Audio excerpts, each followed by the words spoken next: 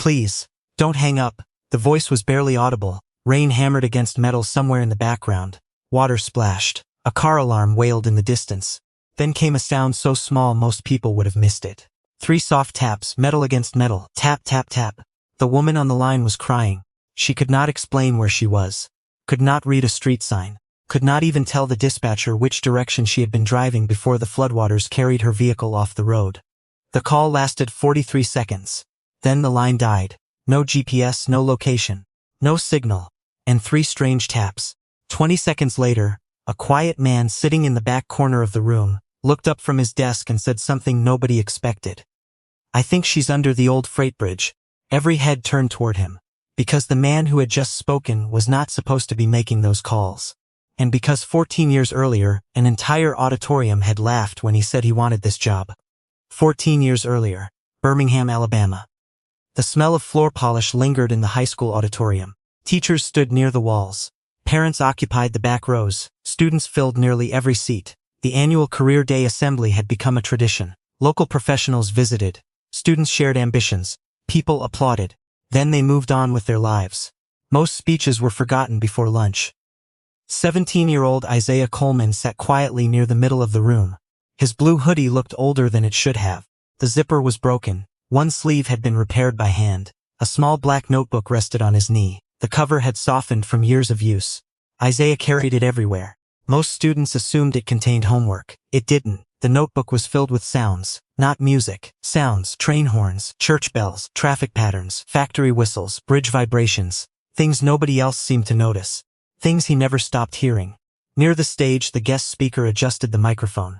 Captain Andre Wallace, Director of Emergency Communications, the man responsible for Birmingham's 911 dispatch center. Parents respected him. Police officers respected him. Firefighters respected him. When people dialed 911, his department answered. He represented calm under pressure, professionalism, responsibility, the kind of job that carried consequences. The assembly progressed exactly as expected. One student wanted to become a lawyer, applause. Another wanted to become an engineer, more applause. A girl near the front row wanted to study medicine. Teachers smiled. Parents nodded proudly. Then Isaiah's name appeared on the screen. He stood slowly. The notebook remained in his chair. He never needed notes for this answer. The walk to the stage felt longer than usual. Not because he was afraid. Because he already knew what would happen. Isaiah had lived with a stutter his entire life. Some days were better than others. Some were not. The microphone felt cold in his hand. My name is Isaiah Coleman. A slight pause. A few students shifted in their seats. Nothing unusual yet. Then came the question. What do you want to become? The principal smiled. The audience waited. Isaiah swallowed. I will want. The first word stuck. A few students looked down. Others looked away. Embarrassment often makes people uncomfortable. Isaiah tried again. I want to become a no-one dispatcher. Silence for 1 second. 2. Then not from everyone. Never everyone. But enough. Enough to spread. Enough to hurt. A boy near the back mimicked the stutter. Someone else laughed louder. Several students exchanged glances. The idea sounded ridiculous to them. A teenager who struggled to finish a sentence wanted a job where every second mattered. Captain Wallace did not laugh. That almost made it worse. Because when the room settled down, he leaned toward the microphone and spoke calmly. Very calmly. Son. The auditorium quieted. In emergency communications, every second counts. Isaiah stared ahead. Wallace continued. A caller's life can depend on clear communication. The statement was technically true, which made it harder to argue with. Then came the sentence Isaiah would remember for years. Sometimes the bravest thing we can do is choose a goal that matches our limitations. The audience remained silent. Nobody booed. Nobody protested. Several adults even nodded. That was the problem. The comment sounded reasonable, responsible, helpful, and somehow it hurt far more than open cruelty. Isaiah handed back the microphone, walked off stage, returned to his seat, picked up the black notebook, said nothing. The assembly continued. Other students shared dreams. People applauded. Life moved forward, but something had changed. That evening, rain tapped softly against the apartment windows. The Coleman apartment sat above a small laundromat on the south side of the city. The washing machines below created a faint vibration through the floorboards. Isaiah sat at the kitchen table, his notebook open, a cold grilled cheese sandwich untouched beside him. Across the room, his mother entered after a 12-hour hospital shift.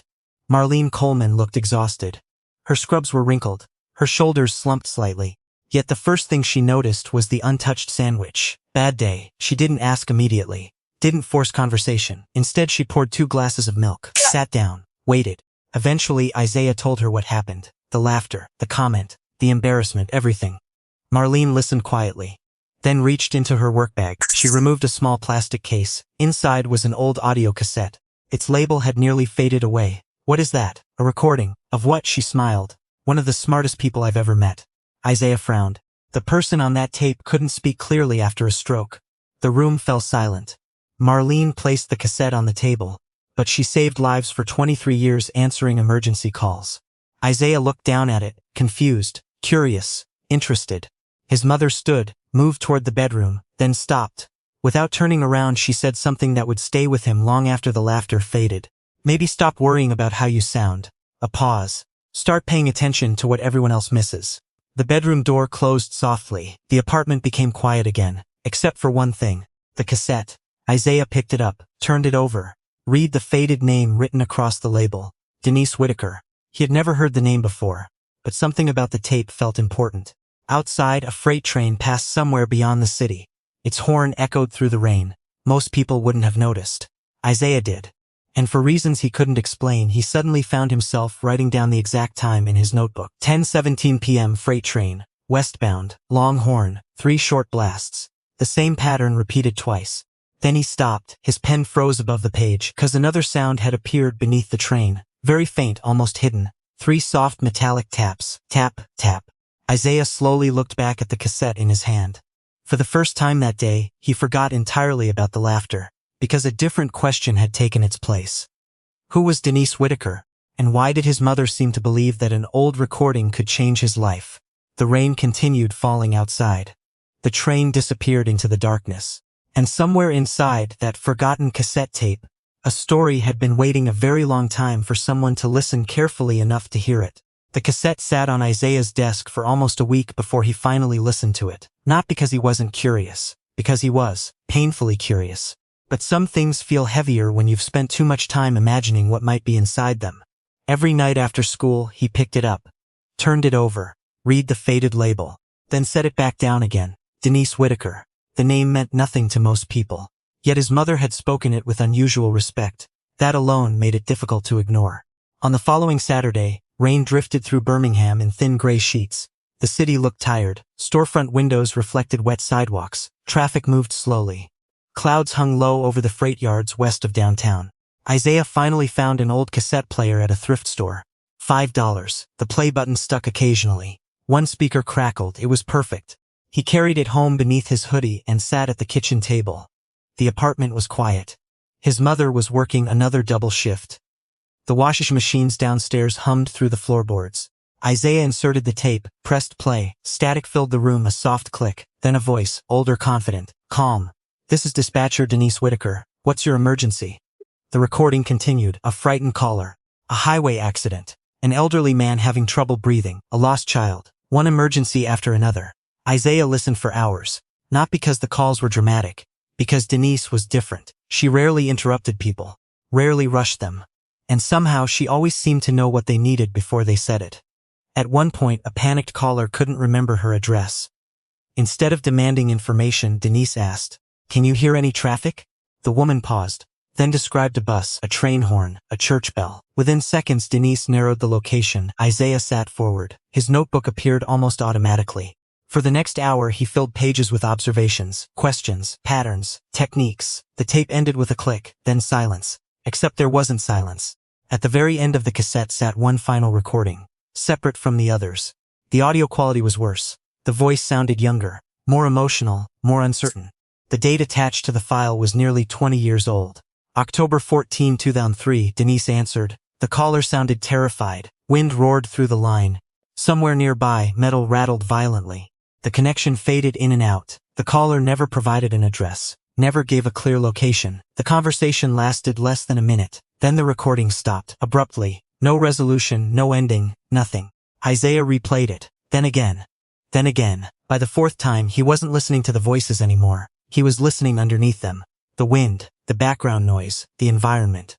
Exactly as he always did. And that was when he heard it. A sound hidden beneath everything else. Faint metallic. 3 tap, tap, tap. Isaiah froze. The same pattern. The exact same pattern he had written in his notebook days earlier. The train, the rain, the distant metallic tapping. His pulse quickened. Coincidence, maybe. But it didn't feel like one. The following Monday, he skipped lunch and walked to the public library. 3 hours later, he had learned more about Denise Whitaker than most people in Birmingham probably remembered. 23 years at Emergency Communications. Outstanding Service Awards. Multiple commendations, training instructor supervisor, then sudden retirement, no interviews, no farewell article, no public explanation. She simply disappeared. The timing matched the cassette. October 2003, something happened, something significant. The next afternoon, Isaiah found the address listed in an old public directory. The house sat at the end of a quiet street lined with oak trees. A small brick home, neatly maintained. Nothing remarkable. A rocking chair moved gently above it. Isaiah almost turned around, twice. Then knocked.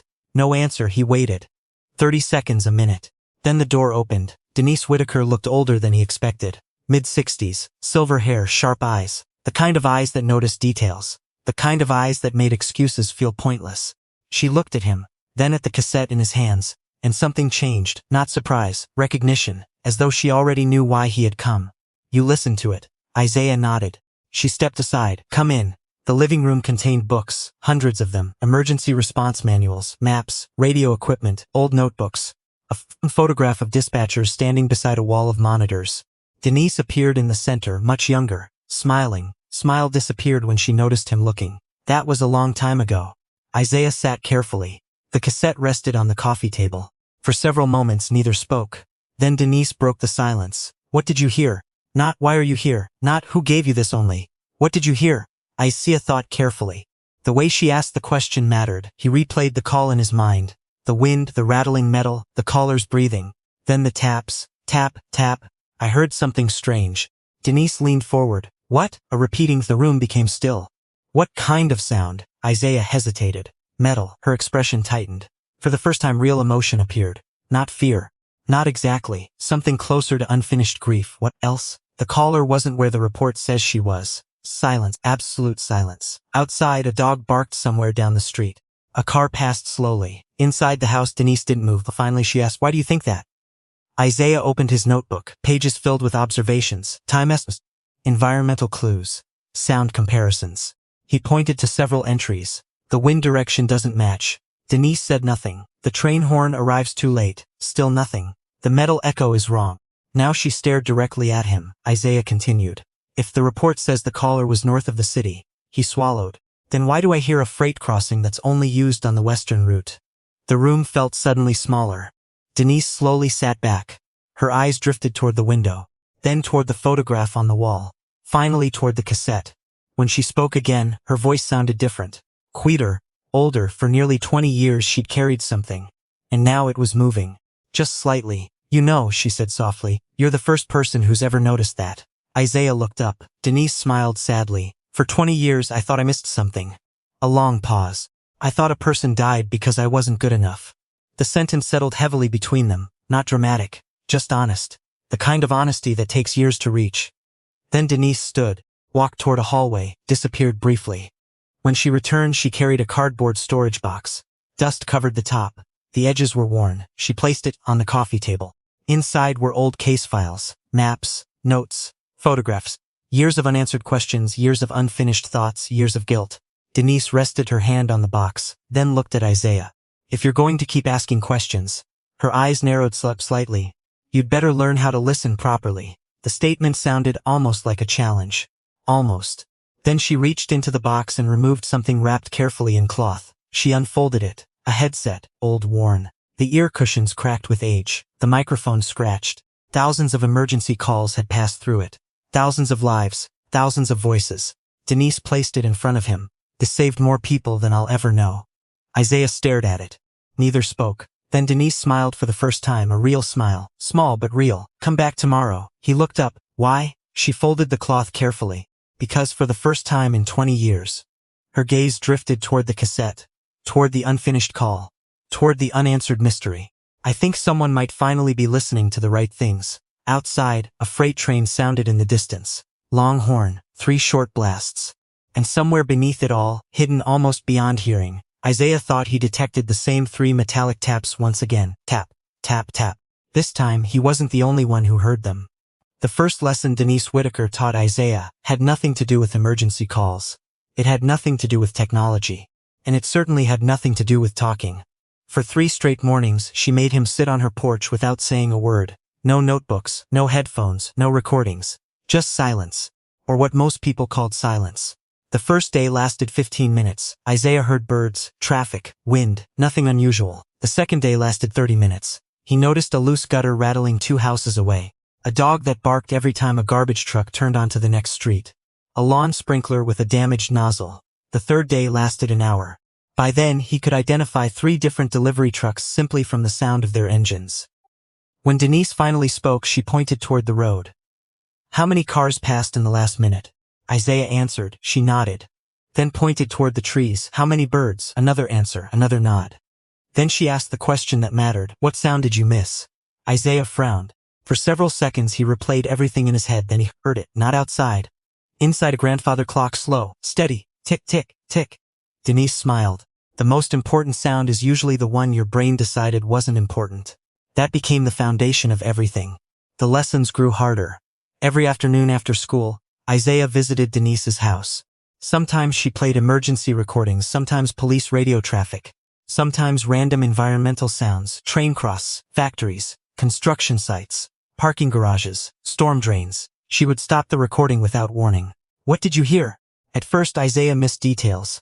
Then fewer details, then almost none. Months passed, his notebook expanded. Page after page, observations, patterns, questions. The black cover became worn around the edges. Coffee stains appeared on several pages. A corner tore loose and had to be taped back. The notebook was beginning to look like its owner. Used, imperfect, valuable. One Saturday afternoon, Denise brought out a cardboard box. Not the same box containing the old case files. A different one.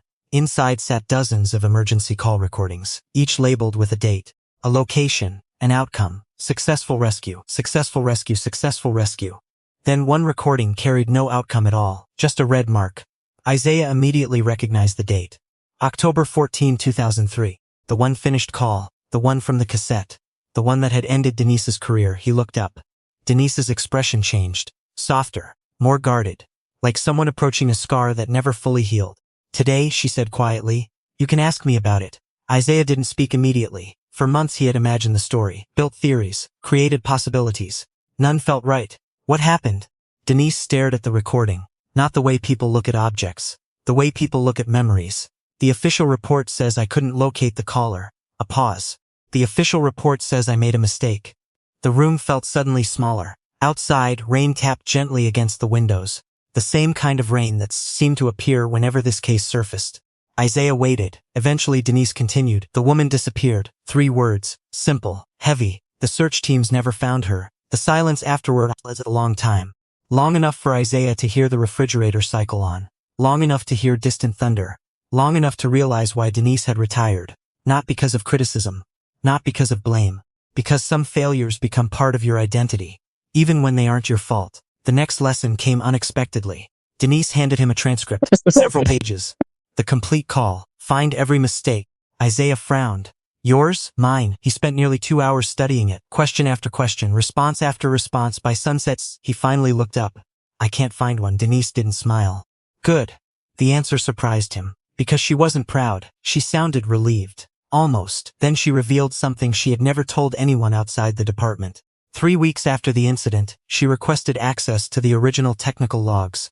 The request was denied. She tried again. Denied again. She pushed harder. The department transferred the investigation elsewhere. The case disappeared. Then the rumors started.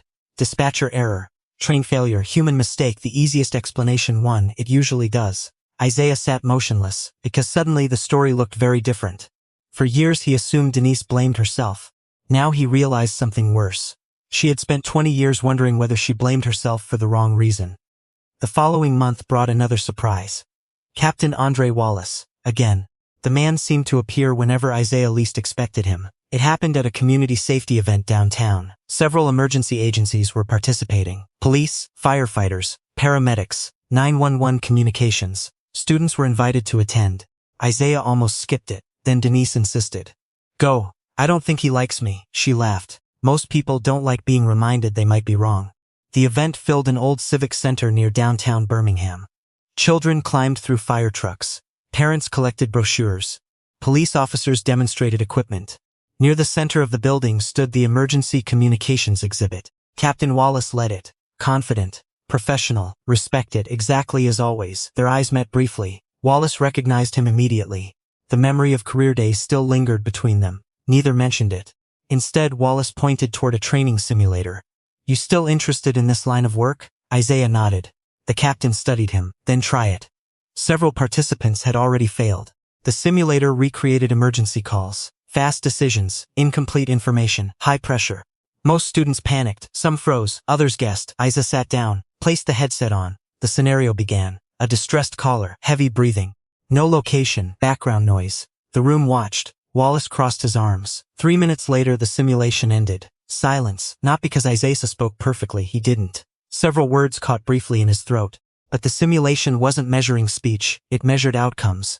Isaiah located the caller, identified the emergency, dispatched the correct response, and solved it faster than anyone else that day. For a brief moment something flickered across Wallace's face. Not admiration, not yet. Confusion, because facts were beginning to conflict with assumptions.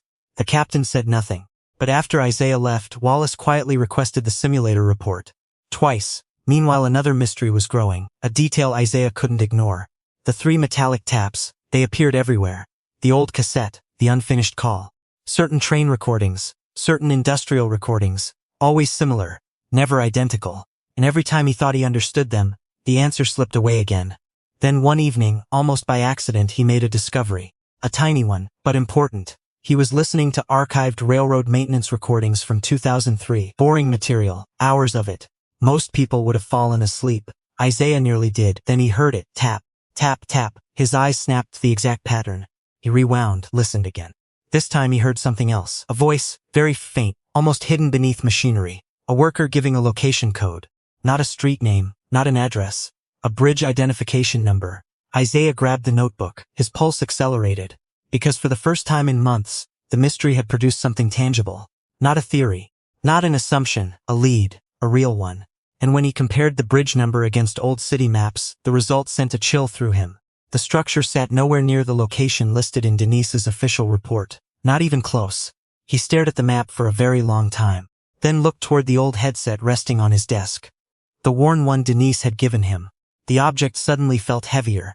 Because if the bridge number was correct, then the caller in 2003 had never been where the authorities searched. Which meant the investigation itself may have begun in the wrong place. And if that was true, then an entire 20-year-old tragedy was about to change direction. For the first time since he found the cassette, Isaiah wasn't asking what happened. He was asking something much more dangerous. Who decided where the search should begin, and why had nobody questioned it since? The first storm of October arrived 3 days later, not the kind that made national news, not the kind people remembered for years. Just one of those heavy southern storms that seemed determined to sit over a city and refuse to move. Rain hammered Birmingham from before sunrise. By noon, gutters overflowed. By evening, streets near the railroad district had begun flooding. Inside Denise Whitaker's living room, the weather radar glowed softly on a laptop screen. Isaiah sat at the dining table. Maps surrounded him, old railroad diagrams, bridge records, maintenance logs. His black notebook lay open beside a cold cup of coffee he had forgotten to drink. The bridge number still bothered him. Everything pointed to one conclusion. The search location from 2003 had been wrong. Not slightly wrong, miles wrong. Enough to change everything. Enough to change whether someone lived or died. Denise stood near the window, watching rain slide down the glass. For several minutes neither spoke. Finally she turned. "If you're right." She didn't finish. She didn't need to. Both knew what came next. 20 years of guilt. 20 years of believing she failed someone. 20 years built on a location that might never have been accurate. The silence stretched. Then Isaiah noticed something unusual. Denise was gripping the edge of the table. Hard. Hard enough that her knuckles had turned white. For the first time since he'd met her, she looked afraid. Not of being blamed, of being forgiven. Because if she had spent 20 years carrying the wrong burden, then she would have to learn how to put it down. And that frightened her more than carrying it. The phone rang. Both looked up. A former colleague. "Still working at emergency communications," Denise answered, listened, then handed the phone to Isaiah. "It's for you." He frowned. "For me?" The voice on the line belonged to someone he recognized immediately. Captain Andre Wallace. The surprise nearly made him drop the phone. Mr. Coleman, a pause, professional, direct, I need a favor. Those 4 words felt strange coming from him. Isaiah sat straighter. Wallace continued. The simulator results from last month. Another pause. We're hosting a volunteer training exercise tomorrow. The rain intensified outside. Water drummed against the roof. Wallace's voice remained steady. I'd like you to participate. Not an apology, not approval. But something had changed. The wall between them was beginning to crack. The following afternoon, the emergency communications center looked exactly how Isaiah imagined it would. Rows of workstations, monitors, headsets, digital maps, status screens. People moving quickly but no shouting, no television-style drama. Just professionals doing difficult work. The room hummed with concentration. The training exercise was designed to simulate multiple emergencies during severe weather. Volunteer participants would handle calls. Supervisors would evaluate performance. Simple, controlled, safe. At least that was the plan. At 4:17 p.m. everything changed. A lightning strike knocked out power to part of the eastern grid. Backup systems activated immediately. But within minutes real emergency calls began flooding in. Traffic accidents, flooded intersections, downed power lines, medical emergencies. The training exercise ended without anyone officially announcing it. Reality had taken over. Dispatchers shifted instantly. Monitors changed. Call queues exploded. The room transformed. Isaiah watched in silence. For the first time he understood the true scale of the job. Every blinking light represented a human problem. Every incoming call represented fear, pain, confusion, sometimes worse. Then came the call, the one nobody forgot. A teenage girl, maybe 16, maybe 17. Her voice shook violently. She was trapped, not injured, trapped. Floodwater had surrounded her vehicle. The current was rising. She couldn't read a street sign. Couldn't identify her location. Couldn't even tell which direction she had been driving. Her phone battery sat at 3%. GPS data appeared inconsistent. The storm had damaged several nearby towers. The system couldn't confirm her position. The room tightened. Every dispatcher recognized the danger immediately. Time mattered. Captain Wallace moved behind the workstation, listening, evaluating, searching. Several possible locations appeared on the map. Too many, none confirmed. Then something happened. Something familiar. The caller started crying. Words became fragmented. Information collapsed. Panic replaced communication. The same thing Denise had taught Isaiah about months earlier. A frightened person often loses the ability to describe their surroundings. Which means someone else has to listen. Really listen. The primary dispatcher asked more questions. Nothing useful emerged. Another 30 seconds disappeared. Then another. Isaiah stood quietly behind the room, watching, listening. The caller kept apologizing, kept saying she couldn't help. Then beneath her voice he heard something, a sound. Very faint, almost hidden beneath the storm. His heart skipped. Not because he recognized it, because he recognized the pattern. Water, metal, echo. Another sound followed, a train horn, distorted by distance, then something else. 3 metallic taps. Tap, tap. Isaiah froze. The exact same rhythm, again. The same sound from Denise's recording. The same sound from the railroad maintenance files. The same sound from 20 years ago. The room continued working. Nobody else noticed. Why would they? They were focused on the voice. Isaiah was listening beneath it. His pulse accelerated. Then another clue emerged. A warning bell, short, mechanical, repeated. His eyes widened. He knew that bell. Not from memory, from research, from maps. From months spent cataloging sounds most people ignored. Only 3 railroad crossings in Birmingham still used that specific warning system. 2 had no flood zones nearby. 1 did. The old freight corridor near Pratt Junction. Isaiah stepped forward. Captain Wallace turned sharply. What is it? The room looked at him. Suddenly every eye felt familiar. Like career day. Like the auditorium. Like years ago. The difference was that nobody was laughing now. Isaiah swallowed. The first word caught briefly. Then released. I think she's near Pratt Junction. Silence. Wallace stared. Why?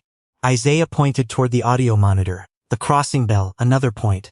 The train horn delay, another. The echo pattern under the bridge. The captain's eyes narrowed. Processing. Calculating. Questioning. Then the caller screamed. Water had entered the vehicle. Decision time. No certainty, no guarantees. Only probability and responsibility. Wallace looked at the map, then at Isaiah, then back again. The room seemed to stop breathing. Finally he grabbed a radio. Redirect Rescue Unit 6. Several dispatchers looked surprised. Pratt Junction. The order went out. Seconds later the rescue vehicle changed route. Nobody knew if it was correct. Nobody knew if it would matter. Then came the longest 11 minutes of Isaiah's life. The caller remained connected, battery dropping, water rising, dispatchers working, rescue teams racing. Nobody speaking more than necessary. The room felt suspended between hope and disaster. Then the radio crackled, movement. And finally, vehicle located. No one moved. Another transmission followed, driver conscious. Then, extraction in progress. The room exhaled as one, a collective release. The kind that happens when fear finally loses. Captain Wallace lowered the radio slowly. No celebration, not yet. Then another message arrived, one nobody expected. While searching the flooded area, responders had discovered a second vehicle trapped beneath the bridge, an elderly man, unreported, unseen. Minutes away from becoming a recovery operation instead of a rescue. The redirect had saved both, not one, two. The room fell silent, this time for a different reason. Because everyone understood what had happened. The first rescue might have been luck. The second destroyed that argument. Captain Wallace turned toward Isaiah.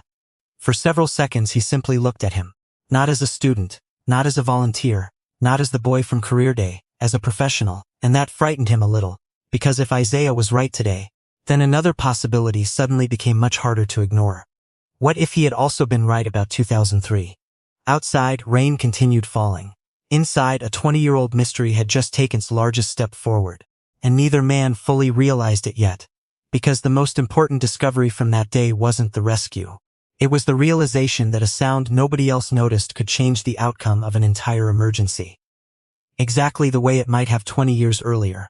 And for the first time since retiring, Denise Whitaker allowed herself to ask a question she had avoided for 2 decades.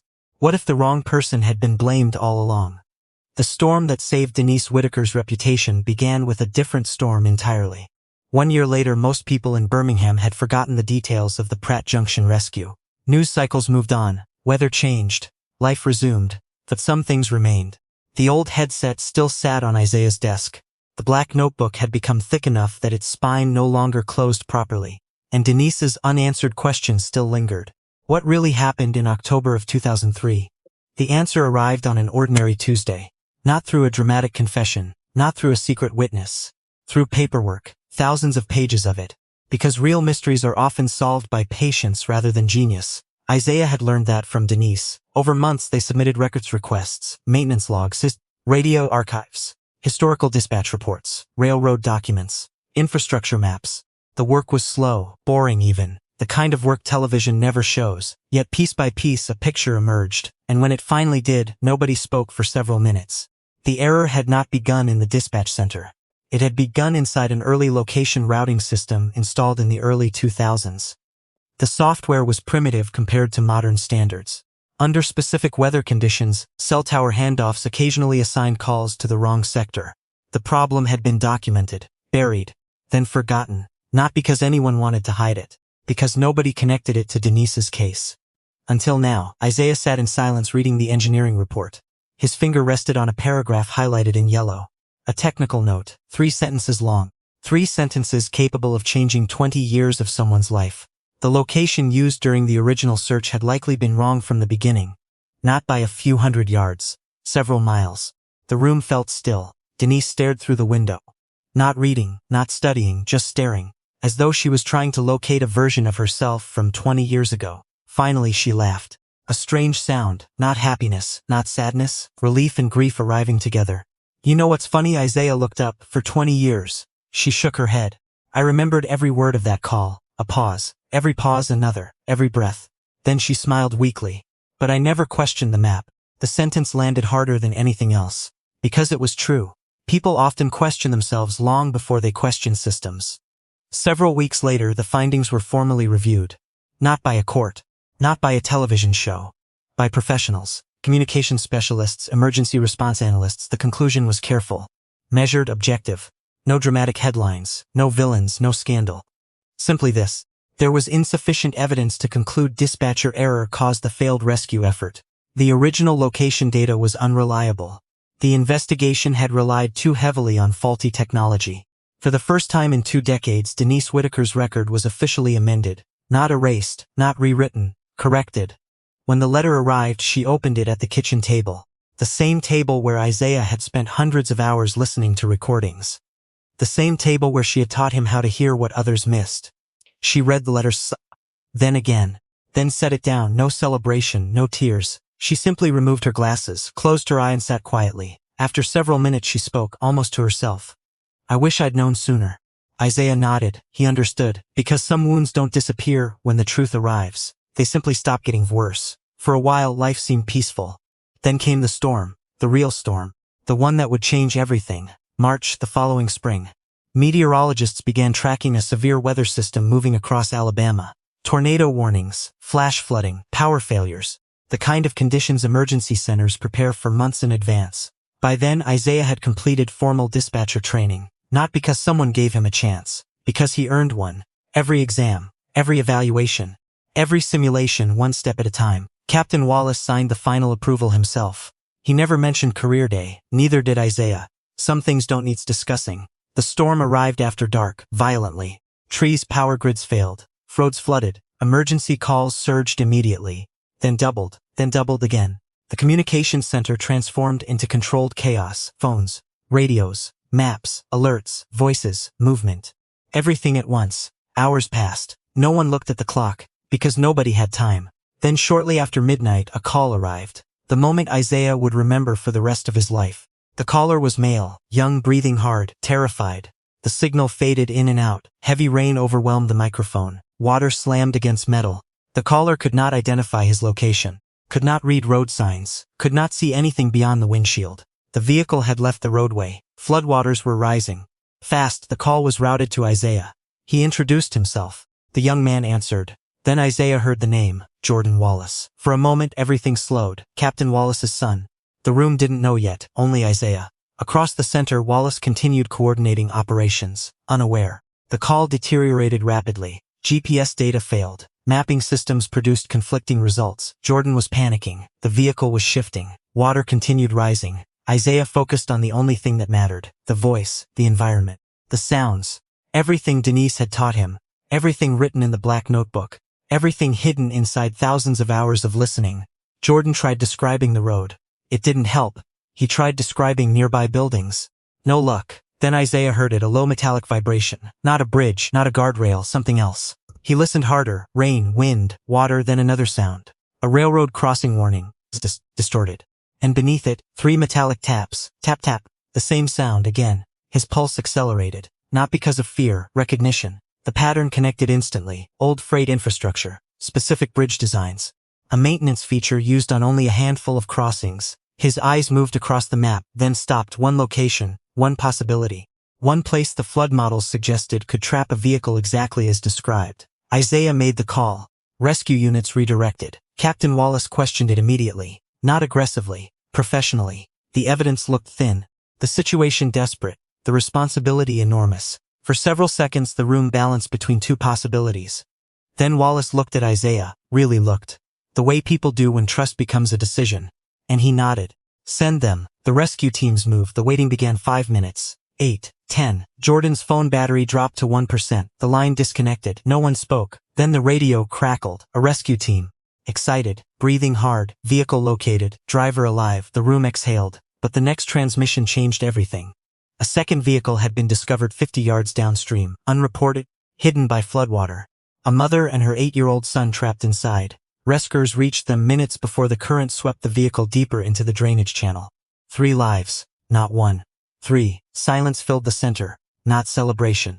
Something deeper, recognition. Across the room, Captain Wallace slowly lowered his headset. For several seconds he stared at the map, then at Isaiah, then away again.